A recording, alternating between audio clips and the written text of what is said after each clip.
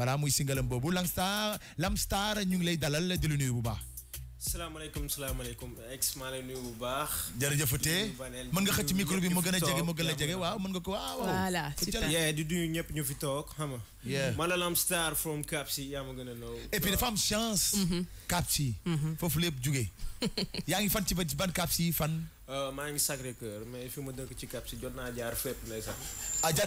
jot nga wëndeelu comme gars yu bëri. dama nekkoon ku tëri di macha allah. lii de kay. lan moo ko waraloon bëgg musique moo ko waraloon wala. waaw loolu bëgg musique xam nga. waaw bëgg am sa indépendance benn instant nii quoi tu vois. all right da ngay gore xam nga da ngay bëgg di faay di.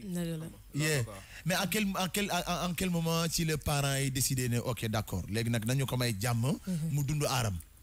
je pense que bi may bokk ci benn émission bu tudd relève bi.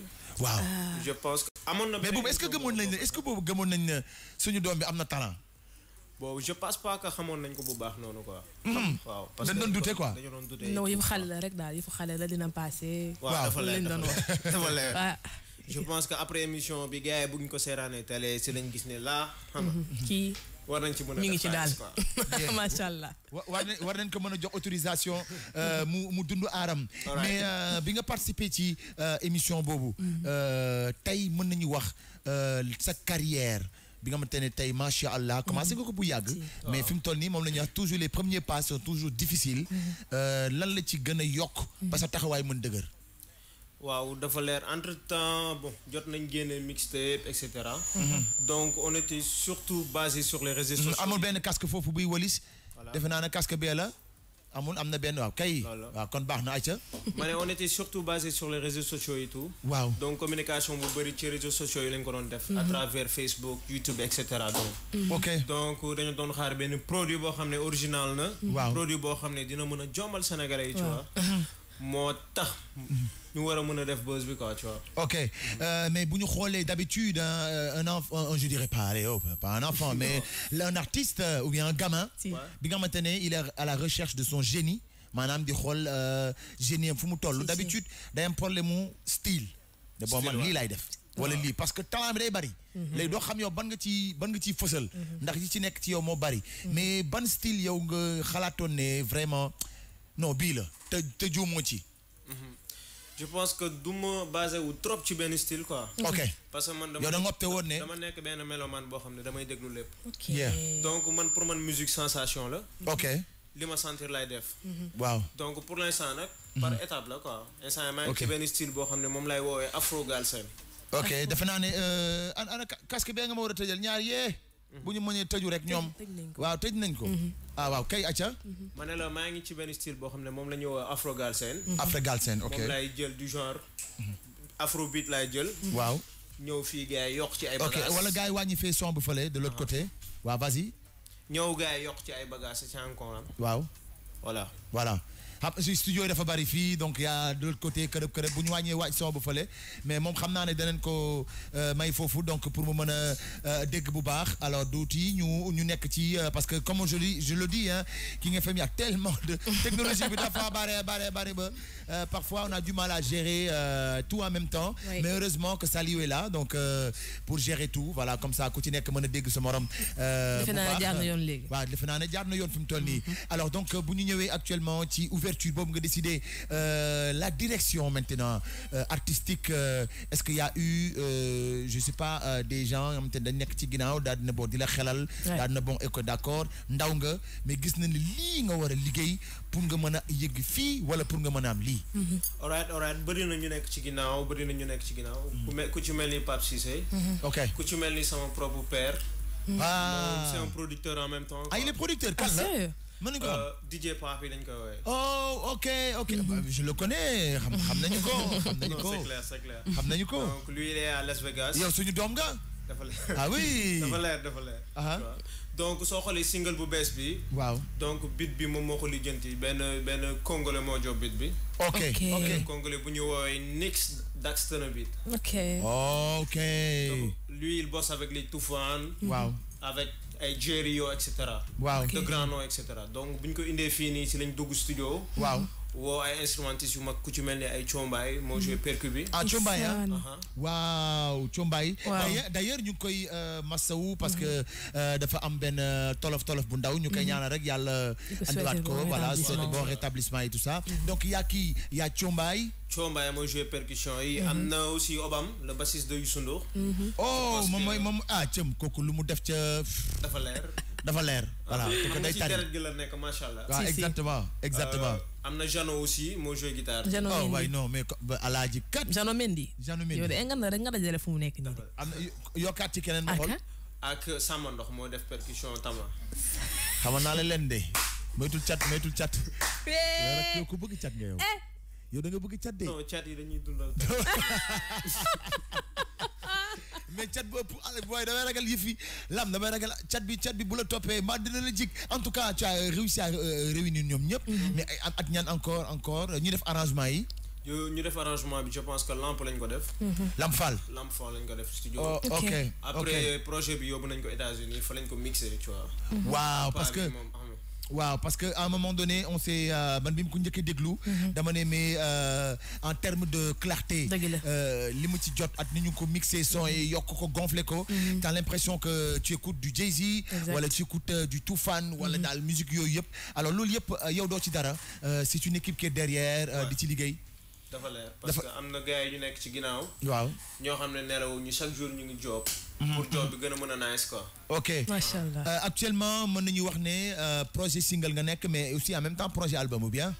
waaw maa ngi ci job nànk-nànk. mais du doon loo xam ne dama fixé gum date pour ne lii lay génne quoi ok donc xam naa idée bi li ma bëgg a génne comme album. ñu ngi ci job quoi. ok donc single bi ça parle de quoi. single bi ñu ngi ci rendre hommage à Doudou Ndiaye Rose. ok waaw mu doon suñu maam. si suñu maam la moom loolu. yàlla xaaree àjjana. amiin parce que mu def lu rëy ci Sénégal. donc kon xam nga su may rendre hommage du ma rendre hommage personnalité bi mais damay rendre hommage icône bu mu doon. ak lu mu def. à travers percussion yi. fépp fu mu dem ci àdduna. dëgg la xam nga yaatal mbir mi siwul Sénégal quoi. loolu sa idée la yow wala li nga ko conseillé. je pense que am na ku ma ko conseillé quoi. mais après loolu noonu bi ma xalaatee bu baax ma ne lu nice la. exactement oui. en même temps géwal la deret bi la. du lay kenn du ko dindi. da ngeen bokk yéen ñaar wala. waaw am nañ ay liens nag. am ngeen ay liens. am nañ ay liens waaw c'est vrai que ñun moom génération bi duñu mën wax ni ñu bokk ak suñuy maam. duñ ko mën a xam mag yi daal la ñuy naan pap waxal ak kii waaye man xaw ma lan laa bokk ak diw en tout cas sama mbokk la daal. exactement. billahi. waaw donc ex. waaw alors donc fi ma bëggee ñëw avant ñuy déglu single bi ma mooy aujourd'hui bi nga xamante ne tey yàlla def na la nga dugg ci cette grande compétition ba yàlla def na la ci aussi tamit nga am ci expérience bi ñu copte la aussi nekk ci ginnaaw di la tete aujourd'hui en tant que artiste boo xamante ne da nga nekk di liggéey avec des professionnels lan nga nekk aussi di conseiller sa yeneen rakk yoo xamante ne ëllëg bëgg nañ toog fi nga toog. je pense que li may gën a conseiller sama rakk yi mooy ñu gën a gëm seen bopp quoi. parce que pour man musique. waaw gëm sa bopp moo ci ëpp solo quoi. waaw parce que tant que yaa ngi gëm sa bopp rek da ngay mën a jëm kanam. que xam nga lépp lu ci des moom. après lay ñëw quoi tu vois. te et puis que ñu bañ a limité wu ci benn style ne man li laay def. waaw wala. ouverture quoi mooy ouverture. voilà bu ñu doon wax sànq ak ngaaka. waaw di mën a déglu ñëpp. parce que gis nga artiste soo dul déglu ñëpp. doo mën a comprendre lu xew fee quoi. ok te jii soo dégluwee son bi. di nga ci dégg rap. waaw di nga ci dégg taasu. di nga ci dégg way afrobeat. di nga ci dégg leneen ak leneen. donc musique yi may déglu moo may permettre loolu quoi. ñoo lay inspiré. alors ça c'est tout simplement le single.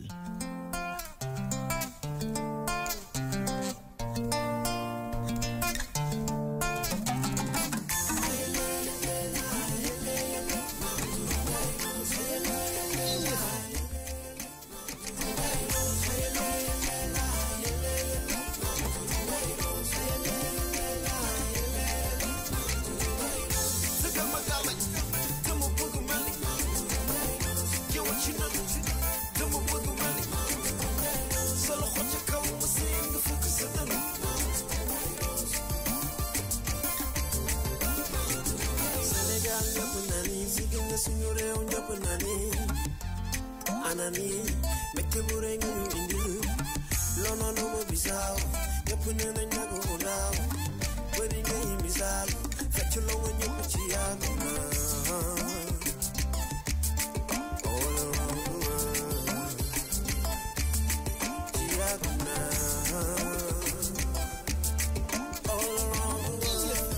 Fort en musique.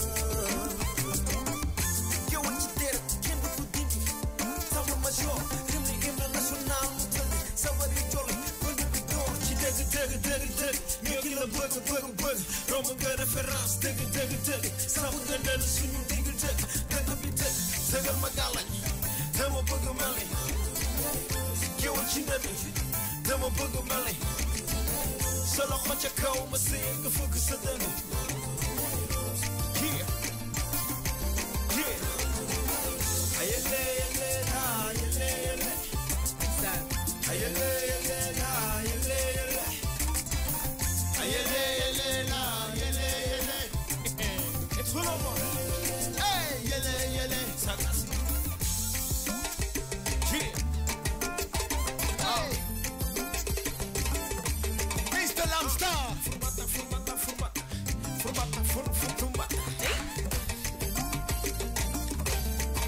No, do you do? Everybody Senegal and me so. Sinu mama nena nenyu bolo. War nenyu bolo. No, do you do? Everybody Senegal and me so. Africa. Rest in peace, we're sent for you. Dig that by J for you. Come on. Well, I'm so pretty sexy. What? Mom, do love for you. Degu ci beat nga degu ko chocolate. Yow degu dama ami rap. Rëdd suñu maam duru jaay roo yoonu tëgg. Dëggal ma galañ. Dama bëgg meli. Yow ci nanu ci nanu yow dama bëgg meli. Sa loxo ca kaw ma seen nga fëgg sa dënn. Yele la. Yeah. Yele la. Ayele la. Yeah. Yeah.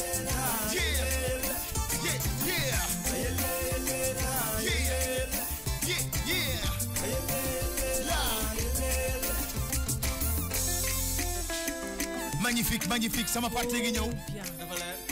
Suñu parti ex. Samba ndox daal. Samba dama mënul dara ci moom quoi. Magnifique. Jël loolu.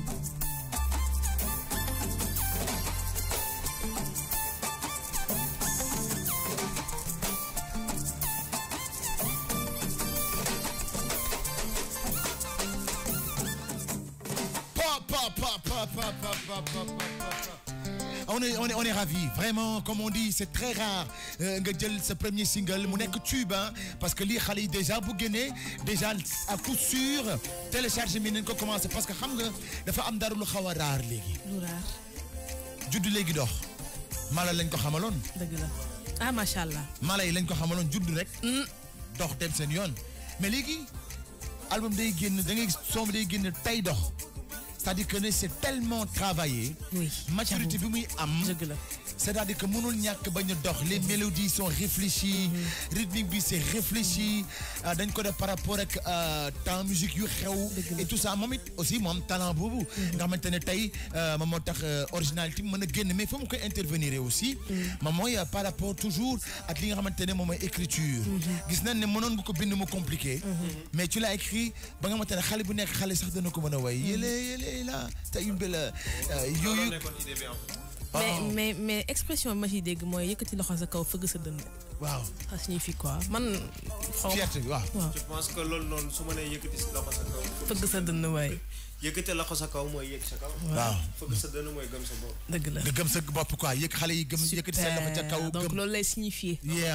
donc am na ci solo. alors par rapport ak li nga xamante ne moom ngay liggéey chaque jour pour mën a convaincre les Sénégalais. ci écriture bi ñu gis na nga ko def. réfléchir bàyyi ko xale yi mais leen xale yi leen très belle mélodie ça a été fait exprès wala dafa tombé. je pense que texte bi ma njëkkoon bind sax du bi. ah du bi ah. texte bi ma njëkkoon bind c'était plus compliqué quoi tu vois. donc xam dama ne man dama gis ni carrément. dama toog di analyser quoi. ok dama gis ni tey jii nii soo xoolee ba xool musique yi dox yëpp. ouais. refrain bu simple la. waaw refrain waaw simple benn moo la ñuy jël répété ko. exactement tey jii nii son bi da nga koy déglu benn yoon. soo demee sa oto day nekkaat sa bopp. exactement. parce que soxlawul muy compliqué quoi. ouais musique sax warul compliqué. lu war a neex warul compliqué. dafa leer parce que tey jii nii am na loo xam ne mën nañ ko tamit. waaw yàgg nañ rap yàgg nañ bind. exactement lu metti lu texte yu sensé texte yu trop. waaw mën nañ ko punchline ak lépp. c'est clair. mais tey dañoo toll ci jamono joo xam ne dañoo war a def musique boo xam ne day jaay. waaw exactement. tey jii nii soo xoolee son bi mën naa nekk tey jii nii mën nga bañ a nekk sénégalais sax. son bi neex la. exactement. parce que def nañ de telle sorte que mu mën a jaay fépp quoi. exactement tubaab bi mën ci fecc africain bi. chinois bi ñëpp mën ci fecc mais au-delà de ça est-ce que l'artiste muy yow est-ce que tu joues un instrument. waaw am nga booy guitare. guitare lay joué waaw. depuis combien de temps yaa ngi ci. depuis 3 ans à 4 ans. 3 ans. exactement parce que tamit li nit ñi xamul mooy bu fekkee ne da ngay rap di way wala nga nekk ci yooyu dafay baax nga mën benn. instrument oui. exactement daf lay gën a mayloo nga gën a mën a way juste ci ay accords yu juste ce qui n'est pas évident parce que ñu bëri bu ñu amee problème bi ñu amee bu ñuy studio dina neex baat mais ils chantent faux. exact. Ouais. Donc boo fekkee ne da nga am comme guitare boobu noonu c'est vrai que ça peut beaucoup t'aider aussi dafa da lay jox rythme dafa da lay may ngay woy ci gaam surtout loolu parce que tout simplement studio aussi foofu c'est une journée da nga koy fay amul nekk foofu ñaar booy woyaatal way y a pas da nga ñëw ponkal yi taxaw jouer yow nga ñëw am nekk booy bu ndaw donc ñi mu lim ñëpp tey bu la daree yow da nga war a ñëw waroo def fu cuune da nga war a ñëw rek jouer mais tey en tant que sénégalais ba pare nga nekk griot géwél lu mu joué ci yow ça lan la joué ci yow moom mooy le talent inné bi nga xamante ne moom mooy li ngay donnu wala loo xamante ne tey gis nga ne daal dafa la may dégg. c'est parce que am na loo xam ne soo ko doonee. waaw. da ngay am ay sensation en fait. et léegi dañ koy gis dogguma la yàlla dog léegi gis naa ne léegi booy rappeurs yu bëri ku ci nekk yaa ngi revendiquer li nga doon. avant c'était neutre tu ne savais pas. mais da nga gis ne diw. parce que avant c'était rare nga gis benn booy boo xam ne dafay rap mu ñëw ne la géwal la. oui amuloon. c'est-à-dire que j'ai fait tous les artistes. exactement tey da ngay gis Dip ne yow ne man léegi njaago la. tu vois donc il assume carrément. yooyu amuloon ça n'existe pas les appartenances ethniques. léegi dañuy gis ne sax léegi da ngay doon dara. di ko bàkkoo man diw laa. tu vois ñu gis ne loolu qu'est-ce qui se passe est-ce que loolu moo ko def ci yéen. comme li may wax rek di ko war a def ci men mooy xam nga rek. et puis zéro complexe bi quoi maanaam mënoo bañ li nga doon. xam nga soo bañ gars yi dañu naan soo bañee li nga doon day fekk. exactement je pense que man pour man li ma doon dama ko war a défendre. mu jëm kanam. absolument yéegal ko ba ca kaw quoi. exactement c'est pas parce que géwal la wala ci famille bi moo nekk gars yi dañuy tëgg sabar dañuy def nii waruma rap wala waruma def afro. exactement et musique du titre foncier kenn moomu ko. voilà kenn moomu ko du géwél bi moomu ci dara. bala man si moomu ci dara. géwél bi moomu ci dara musique la. Amérique doo fa dem ne c'est les griots qui chantent. non donc musique kenn moomu ko. ku ci yàlla may dégg bi at talent bi nga liggéey ko et puis da ngay dem. mais ci li nga bokk defe naa ne tey aujourd'hui le rap nit ñi mënuñu jël à quel point le jeunesse bi am luñ ci changé loo xamante ne ça nous fatiguait avant moom mooy le fait que ñu tëju musicalement boo tëjoo mënuloo doo toj fenn lu ñu buubaa wax mu métti ñu trop man ça m'a énormément fait mal mais sauf que ça m'a fait mal parce que dama ko waxoon il y a 15 ans ne leen mi ibbeeku leen li ngeen ni ibbeeku nii mënu leen xam conséquences yi muy def parce que aujourd'hui man je peux pas concevoir nga nekk ci biir boîte sa biir dëkk di fecc yeneen musique te doo fecc sa musique dëkk ça fait très mal ça fait énormément mal te loolu li koy maye moom mooy dañ tëju américain ba fee la nekk quand il rappe il pense pas au sénégalais américain bi buy defar musique di ko bind il pense pas au sénégalais mais il fait une musique qui va faire danser même l'indien waxuma l'africain de même l'indien donc la musique n'a absolument rien à voir avec les lyrics lyrics bi moom mooy rap parce que rap verbe la moom mooy waxee xol mooy waaye non bàyyi leen mal loolu mooy tout rap mooy noppil yaa ngi waxee xol yow you rap donc tant que yaa ngi def expression waaw booy xolal waaye gis nga wala nga naan ko waaye gis nga booy man dama mi ñoo kërëb yaa ngi rap léegi leneen lu la fi nit mën a wax du wax ko ne ko mu ñëw ma jàngal ko amul ça n'existe pas seen amul kenn ku fi papam toog muy man muy ko mu mënti doon comme excuse de l'expression toog bi ñuy naan ñoo xaatim téere hip hop amul ça n'existe pas musuñu ko xaatim binduñu ko ci mbedd bi la juddoo xam nañ nu mu juddoo xam nañ ñu ko créé xam ne lu tax mu juddu mais amuñu njariñ parce que beneen dëkk la ñun lu ñu amal njariñ nu mu juddoo Sénégal ñu ko fi andi lu tax ñu koy def at liñ ci war a def pour que mu niru ñun loolu moo ñu ñor li américain bi di def du sama référence te mësul dekk sama référence c'est vrai influencé na ma ba may gone mais léegi bi nga xamante ne war naa toog pour jaay samay artiste man it parce que loolu mooy suma mission ah ma ne non mais donc li ma war a njëkk def mooy il y a 15 ans ma commencé conscientiser lii nii tey li am dama ko liggéey il y a 15 ans ci ginnaaw def ko ci bopp boy yi ñama tolloo génération merement mais maintenant ils sont d'accord que la preuve ñi si nekk ñoom ñëpp kenn nekkutu fi nekkutuñ fi non dama lay wax démb wax joo déggul démb na la guy bu ne déj toog daay jëlewu ko fi ngelaw jëlewu ko fi dëgg rek mooy wëy te nit ñi nañuy waxante dëgg dara gën te bon nga laxasoo deru jàmbur wala ngay seeñoo yelu gone ba pare non c'est impossible bàyyi leen musique nit ñi ñu musique tey man loolu laa leen wax Sunu Musique la Sunu Musique émission ça s'appelle Sunu Musique Sunu Musique ñun africain je ne me limite pas au Sénégal c'est l'Afrique nit ñi da ngay ibbeeku parce que tamit rappeur boobu toog ndeysaan Badio naan la way rap xoolal nii la ñuy rabee non déglu dama lay wax lu leer te ñoom ba ma leen koy wax yàgg na waaw man amul ku may rabuma mais du luñ may jàngal man amul bu ma leen jàngalul mënuñu ma ko jàngal mais au moins nañu d'accord ci lenn moom mooy style yi nañu diverse exact ñii def pour dëgër bi def bi dëgër bi ñii def R&B def R&B ñii def commercial ku ci nekk def li am solo mooy le message xam nga li bon pervertir man soo loolu je suis contre man ko ma ko andil nga style boo mënti def du ma ko teg parce que du sama mission man foofu laa la ne kuy réel boo ñëwee ci man gaare parce que tamit je ne pervertis pas mon peuple je conscientise mon peuple musique bi nag teg ko ci musique bu neex na neex non comme na neex ba ça pas la peine musique bu yëkkati ay tànk xam nga lu tax mu war a neex parce que bu neexee attirer attention ñëpp te boo ci feccee foo nga déglu musique bi boo déglu musique bi dégg message bi waaye tàccu leen loolu waay waaye mais non dafa war a for na nit da ngay intelligent waay nit da ngay muus waaye dama koy yàgg di wax waaye gars yi boo leen bëggee seen message ñëpp di ko déglu da ngeen koy teg ci oto bu neex musique bu neex ba nga mooy yi xew musique bu xew teg leen ko ci kawam tant que c'est une musique paire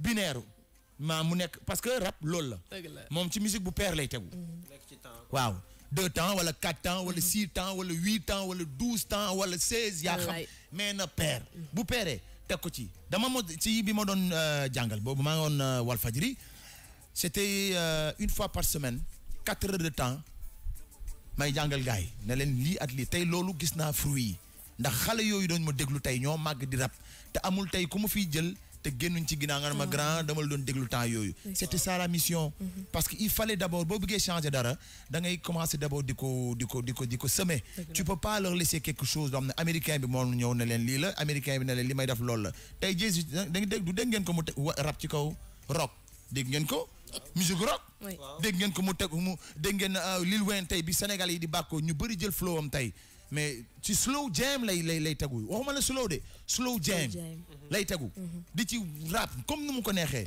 c'est-à-dire que tant qu'il y a l'expression mais teg ko fu la neex parce que li am solo mooy message bi mooy yow sa xibaar na ci nit ñi jot rek en tout cas man je vous félicite je vous encourage faites de la bonne musique mënuloo di wax nit ki dëgg ba noppi teg ko ci musique bu naqari du ma la déglu c'est impossible man bu sa musique naqaree damal ci yeneen rajo yi ici c'est la radio des tubes ah waaw fii mooy buntu bi nag fii bu neexee rek fii la te defe naa ne Sénégalais yi l'ont choisi parce que c'est la radio des tubes voilà je ne dis pas que voilà ku ci nekk amul ku ci nekk na def lu ko neex man loolu rek laay wax ku ci nekk na def style yëpp seule la diversité peut vendre le Sénégal vendons notre Sénégal dans la diversité ibbeeku leen faites de la bonne musique mais avec des textes sensés lii président wax Youssou Ndour wax c'est-à-dire que ne wéy bu yeetewul yarul mais vraiment copain bi yeboo rek nga bañ koo déglu bi yeboo nga lem say kaaka dëgg la Tu vois, et l'olam solo. Ah, lolo. Donc ça c'est important. Et encore, j'encourage cette jeunesse. Je vous encourage. Y'en a taxma del soit radio. Y'en a taxma dirat micro. Parce que ça a été mon combat depuis plus de 20 ans. Aujourd'hui, Fruyagni, vous faites de la bonne musique, vous faites rigoler, vous faites aujourd'hui, vous conscientisez la population sénégalaise, mais surtout africaine, parce que y'en a dem légui ci dëkk yi, yeneen dëkk yi ñu ngi leen di déglu. Et ça c'est très important. Comment c'est fier ci li ñu doon. Ibilen. Surtout. Ouvrez-vous. Ku tëju tëj sa rap. Ku ibi sa rap. Parce que dañuy naan rap ci mbedd lu jógee mais tamit ci biir kër yi lañ koy dégluwee. Mais exactement. ci salon yeeg yooyu. Exactement. te bu ñu leen waxee te dañuy ban jël temps bi yëpp mais bu ñu leen waxee tey que ba muy juddu nekkoon une musique contestataire ça a été ay influence reggae la. ki njëkk a dugal rap ci biir boîte de nuit DJ la.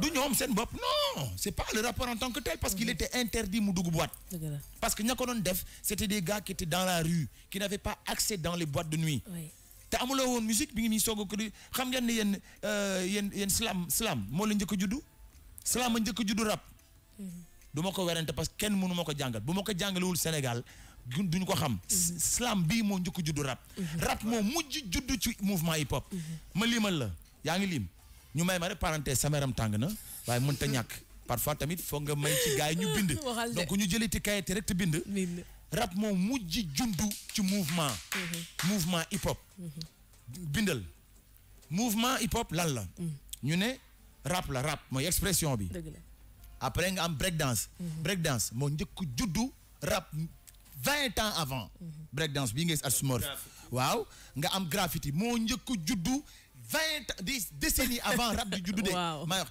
DJing ñun DJ yi ñoo njëkk a juddu des millénaires waxuma la sax mënuma la app avant rap di juddu yaa ngi dégg non dama bilaay walaay léegi nag rap ci boppam moo mujj juddu ñoom ñëpp juddu nañu te bu ci nekk mi ngi dox moom mu ñëw nag nekk caat léegi nag amuloon musique dafa tumranke woon y avait pas de musique donc ñu ne woon ci ban musique lañ koy teg c'est un message yi nga dañ bëgg tey population du monde jot ci parce que on est oppressé parce que amuñu droit dem jàngi école parce que on est logé dans les ghettos parce que dañu bëgg léegi ñu dégg suñu message ñu commencé wut musique bi ñu kaa teg ci reggae lañ ko njëkk a teg reggae bi lañ ko njëkk a teg doxul parce que reggae c'était trop mélodieuse ba pare gars yi ils avaient du mal parce que temps yooyu y avait pas les temps ay li ñu waxee benn mesure deux mesures amuloon da doon tarara rek tarara di waaw fallait que ñu structurer ko après ci lañ ñëw ci funk face B disque yi lañ doon teg funk ñu teg ko ci funk à un moment donné les années 79 80 parce que 76 lañ ko introduire boîte 80 81 ci leen ko nag créer musique bi muy musique binaire instrument bin ci njëkk a créé pour mu permettre la yow nga mën a copier ci musique yëpp na Sénégalais yi jël seen big ak fooy ndax li may wax dana permettre tey rappeurs yëpp bég kontaan xam te ne dañu réeroon li njëkk a créé pour mu permettre la yow musique bi ñu américains yi ñoom jël bëgg ci tënk seen rap moom mooy li ñuy wax sampleur waaw xam nga instrument boobu sampleur lan moo ko tax a jóg pour mu sampler musique bu nekk pour nga dem jël tuuti ci musique bële jël ci musique jeex na waa léegi sampleur léegi moo njëkk a judd ci rap léegi ñu ne carrément musique bi non mais arrêtez c'est-à-dire qu'il y a pas une musique plus ouverte que le rap amul ça n'existe pas parce que li ko sos mooy instrument boobu ñuy wax sampleur ñu naan ko MPC voilà yooyu la MPC yooyu ñoo juddu woon boîte à rythmique yooyu noonu créé nag une musique binaire ñu teg ko ci nga ma te ne amuloon ay mélodie parce que dañ bëggoon seen kii di ko dégg après nga ñëw Africa Bambata ñooñu bi ñu wax ouverture musicale day tay ay ñoom Run DMC ak yeneen bref nañu ko tëj ndax day am suñu gan dama la siif nag copain sama yaram a tàng ndax mais parce que li ngeen def dafa neex aji voilà parenthèse la woon mën naa ko tëj waaw baneen ma tëj waaw damay tëj mais yooyu yëpp parfois ñu laaj ma ko nag waaw parfois ñu laajaat ma ko next est-ce que yooyu nga doon def mënul dellu saa man leen non waxoon naa ko ku ko bëgg na nga dem wuti cassette ya nga teg ko déglu mais amutuma temps ba parce que benn yoon laa wax ma ci pare naa ci mais ku ma interpellé nag waaw ku ma interpellé nag ma wax la mais rap moo mujj juddu raba moo mujj juddu ñun nag comme ñun nag dañoo bëri coow luñ dugg rek siif ko mais tey bu ma toogee benn rapport tey ba waaye gis nga dama lay comprendre rek baal la rek te xam te ne billaay walaay boo xamoon di nga xam ne yow mi sa bopp Sénégal amuloo musique bu la ëpp amoo instrument ak couleur yu gën a neex yu américain yi. oh. ci lépp xalam di may ma xalam. ci lépp. c'est fort. ci solo nga jël tama rek. tama bu ne ndong. rek ñu daal di koy def tama bu toog. non amul ay percu ndeer talmbat. mbëng cool. am koora am yu mi non. copain. lii la de dafa war a neex de man bii dama d'accord de. man mi waaye nañ déglu lii ba xam na neexul.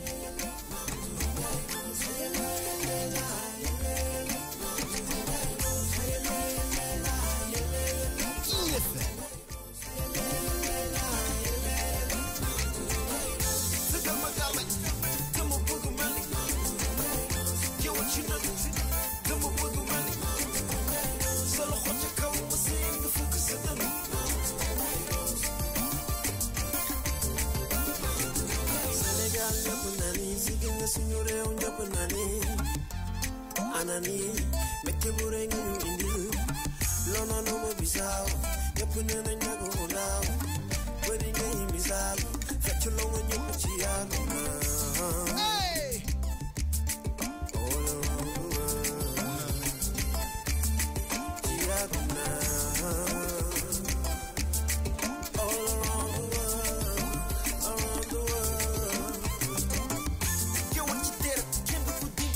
ci deret dégg nga ci pen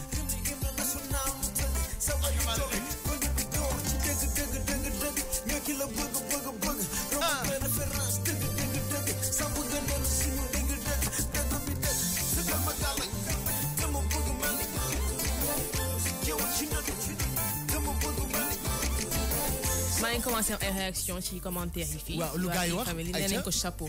waaw vraiment. Chapeau Lamstar. Ah non, Lamstar, franchement, comme on dit, une star, une nouvelle star est née. Une nouvelle star est née. Il est encouragé, mais aussi, c'est chez choix, Tok Sénégal. Parce que ton père, Manga Fofo Bitibreu, mon choisi pourquoi tu es resté? Non, non, pas Sénégal. Tey jii nii xam rek dama préférer commencer fii nii quoi. waaw avant parce que tey jii nii gisaguñu benn artiste boo xam ne ba léegi commencé na Sénégal. waaw. def lu muy def ba ñëpp xam ko Sénégal. ok mu dem conquérir leen de waaw génn. dox. tey jii sama rêve mooy par exemple def lu may def ba ñëpp xam ma fii ma génn dox quoi. exactement dama bëgg def loo xam ne gars yi defuñu ko. nga am base bu baax base bu sûr Sénégal. exactement am na ku tukki ñëw fii bu laajte ci dëkk bi naan xam nañu ko. voilà. loolu ëpp solo quoi. exactement alors beneen bi moom mooy aujourd'hui est-ce que vidéo bi yéen a ngi ci kawam génn na wala yéen a ngi ciy liggéey. vidéo bi en ce moment il est disponible sur YouTube. ok ku ko bëgg am lu muy def. tu tapes Lamstar espace Mame Doudou Ndiaye Rose ou bien Lamstar seulement. di nga am vidéo bi mi ngi YouTube mi ngi Facebook mi ngi ci plateforme yu bëri quoi. ok est-ce que dem nga yóbbul ko famille Doudou Ndiaye Coumba Rose ñu déglu ko wala kenn si ñoom je sais pas wala yaa ngi koy xalaat def. non demaguma en personne. ok jot nañ ci quoi ci loolu quoi. ok donc je pense que am naa rendez-vous ak ñoom dinaa dem gis leen waxtaan ak ñoom quoi. ah ça c'est vraiment ça c'est vraiment nice, beau nice, parce que quand même Père Doudou Ndiaye Coumba Rose lu mu liggéeyal musique je pense que ne mérité na ko te kaay daf leen fi bàyyi loo xamante ni teen la boo leen ci doon root ba suba du jeex ndax œuvre mi mën ngeen ci jël sample ci copier ci c'est des ay chef-d'œuvre rek la fi bàyyi te defe naa ne seen mission tey mooy ngeen revisiter ces répertoires là jël ci ay sample tey ñi ko def yëpp ñi sample ñi jël revisiter tous les répertoires sénégalais ñoom ñëpp tey ay tube lañ def du ma ci limay tour mais ñu ko def ñëpp tey gis nañu SAP on n'a plus besoin de sampler ay américains pas du tout soxlatuñu ko sampler leen ñi fi nekk billaay def ko ci biir ñoom ay ñoom maire yaa ngi fi ñoom xaar mbay ma jaaga c'est des divas bàyyi nañ fi ay mélodies yu neex et cetera donc sampler leen ci loolu ku ci nekk na jël daal li mu moom man mooy sama wax et encore en tout cas ñu ngi lay encourager mais quels sont actuellement les objectifs pour cette année 2017 lan nga loo xamante ne daal moom mooy sa projet bi nga gën a bu la gën a soxal bi mu gën a soxla année 2017 bi mooy gën a taxaw ci communication vidéo bi. waay gën a taxaw ci communication vidéo bi ba ñëpp mën ko dégg fépp. ba ñu mën ko dégg fépp quoi. donc après loolu noonu maa ngi préparé beneen projet.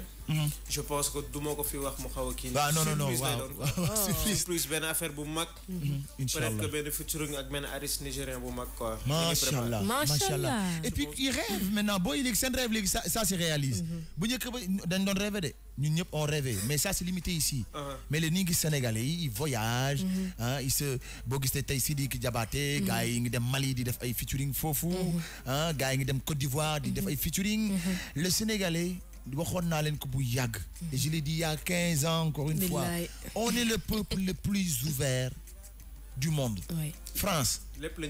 France. Bon, vous écoutez du zouk. Si c'est pas la communauté africaine, on connaît pas ça. Musique bonne, ay wangok, ay yenen. Mais ñun musique bo tek man li luma fi tek ñu way ko. John Hallyday xam nga ko. Céline Dion xam nga ko. Kassav xam nga ko. Ma jël kan Alpha Blondy xam nga ko. Yep xam ngeen ko.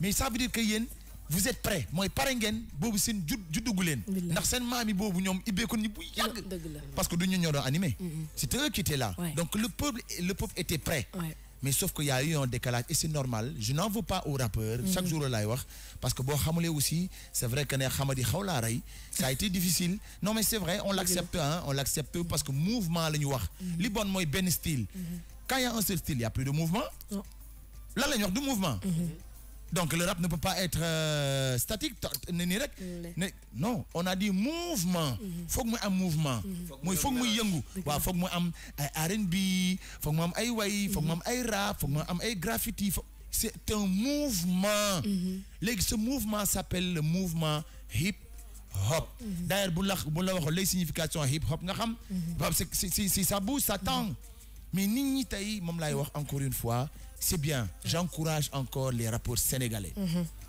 di leen féliciter di leen encourager Nit Doff de passage je l'encourage beaucoup et j'ai beaucoup de respect pour lui parce que bi muy ñëw dafa jël style bi nga xamante ne c'était le style le plus dur moom mooy bu dëgër bi parce que loolu la jël moom dafa jël message am ak style am le mettre en avant dëgg la mais cela ne lui a pas permis d'être ouvert il a fait des featuring at ñi fi musiciens yu bari Mao aussi di Mao bi nga xamante ne exactement Edmond Flow pourtant bokkuñu li ñuy def daf leen di woon ne leen je suis toujours ce que je suis moom mooy je suis là bii rap bii laay def ci joonu dëgg bokkuma ci rappeurs yi caaxaan et je salue parce que message moom le prône et c'est ça il faut moom ñuy conscientiser ku bëgg jël rap bi nag di ci def ay di ci pervertir mu daal sa kaw man ça je suis parfaitement d'accord ay yeneen groupe yëpp je suis parfaitement d'accord ku fi nar a jël sénégalais di leen pervertir dal leen ci kawam wala ngeen ñëw ci man ma dal seen kaw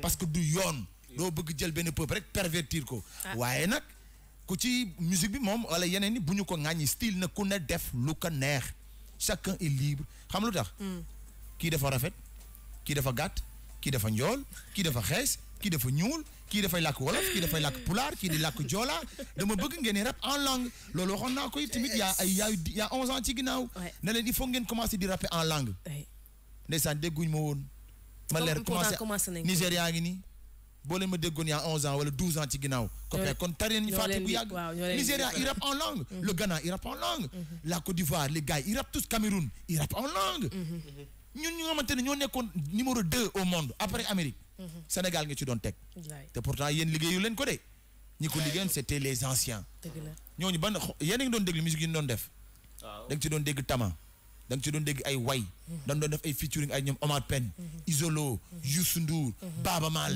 di tourner partout di def at mairie maire Aminata Sow Fall et cetera et tout di utiliser ay samples africains sénégalais y a eu après une rupture mais on ne rentre pas dans les détails parce que booy defar doo nettali li yàq da ngay tu passes l'éponge mais li am solo moom mooy que vous êtes conscient continuez c'est le chemin billahi c'est le chemin et vous allez voir boo leen jëriñëwul it di ngeen mos ba nga xamante ne doo leen paan di xëy suba di wut téeméer ndax di ngeen tourner ba doyal di ngeen xamante ne Sénégal yi nekk ci région yi ils sont tellement Ngaaka Blindé bi fi jógee Ngaaka dafa toog bi album bi génne ba léegi toogul semaine bu nekk mi ngi ci région yi ça veut dire que ne la demande qu'il y a au Sénégal rek yéen seen bopp billaay wallaay mënu leen ko satisfaire c'est mënul nekk 14 régions ak ñaata département ngeen bëgg ko satisfaire c'est impossible donc base bi fii la yëf yi fii la gëm leen Sénégal utiliser leen seen instrument mais ibbeeku leen boo leen ni musique ba nigérien bi dégg leen comme nu ñu déggee musique am Ghana bi dégg leen comme dégg musique am. En tout cas, moi, je t'encourage encore une fois pour ne pas tirer en longueur. Di la may fit, di la wax non la. C'est comme ça. En tout cas, gars yi kontaan nañ bu baax nag. C'est important. maa ngi leen di bëggati bu baax di profiter waale di remercier fans yi. Waaw. Gis naa gars yi à travers réseaux sociaux yi Snapchat. Exactement, surtout Snap. Snap. Benn genre Dour Ndiaye Rose challenge. Ah ouais, hein? da ngay def benn snap ak son bi. Waaw. waaw donc gis naa ni gars yi mi ngi daw bu baax ku nekk yaa ngi snap. Léegi fu ñu koy envoyé bu ñu ko snappé comme ñi déglu aussi mën ko def. ñu su bëri dag moo koy envoyé directement ci sama numéro. Ah, wala ci d'accord. sama numéro manager. WhatsApp. Ba ban la. waaw mun nga ko envoyé ci 77. 77 110. 110 xaaral ñu vérifier comme ça mu xool WhatsApp boobu. Tout de suite tu vas voir que les Sénégalais léegi ils sont tellement locaux et ça me fait plaisir. Dëgg la de. Ils consomment local et ça me fait plaisir. Ça y est. Ban numéro. mun nga ko envoyé ci 77. 450. 28 50. 28 50. wala nga envoyé ko ci 77. 77 492. Waaw. 492 74. 67. D'accord. donc ñooñu da nga leen di envoyé message rek. après ñoom ñoo lay envoyé son bi. donc nga def benn snap. ak son bi après tu les envoies quoi. Donc c'est 77 450 28 50. noonu la fa demee. Wala ci 77 492 74 67. waaw. D'accord. Voilà. En tout cas, merci Lamstar, content nañu trop parce que c'est une découverte, mais une belle découverte et ce sera notre coup de cœur du mois. Ouais. Et les Sénégalais ils l'ont accueilli. La preuve, il y a eu beaucoup de réactions actuellement sur Facebook bi et je pense que tey sa fan si tamit dinañ la déglu et puis vivement l'album Inch'Allah. Inch'Allah. lu ci mënti nekk rek ñun nañ koy dégg l'essentiel moom mooy qu'on puisse relayer l'info. jox ko les Sénégalais qui t'écoutent et la diaspora puisque c'est une radio qui s'écoute et qui se voit. je pense que lépp luy génn da ngeen ci jot incha allah. dinañ fi jaar. Inch'Allah. def comme ni ñu def tey rek. jaajëf ba bàyyi la nag nga big up say gars.